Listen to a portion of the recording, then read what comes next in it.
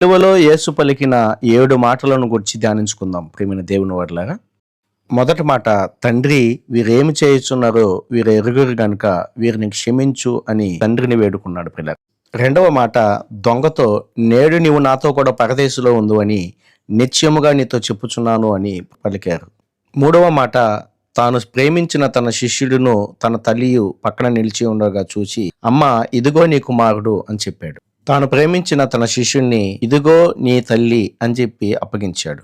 నాలుగవ మాట, ఏలి ఏలి లామా సబక్తాని అనగా నా దేవా నన్నెందుకు చేయి విడిచితివి అని చెప్పి పలికాడు. ఐదవ మాట, నేను దప్పిక కొనుచున్నాను అని యేసుక్రీస్తు వారు సిలువలో పలికారు. యేసు ఆ చిరకును పుచ్చుకొని సమాప్తమైనదని చెప్పి పలికాడు.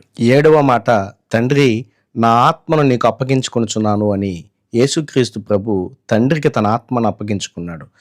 యేసు పలికిన 7 మాటల్లో ఏ మాటను గురించి మీరు పూర్తిగా తెలుసుకోవాలనుకుంటున్నారో కామెంట్ బాక్స్లో కామెంట్ చేయవలసిందిగా ప్రేమతో తెలియజేస్తున్నాను.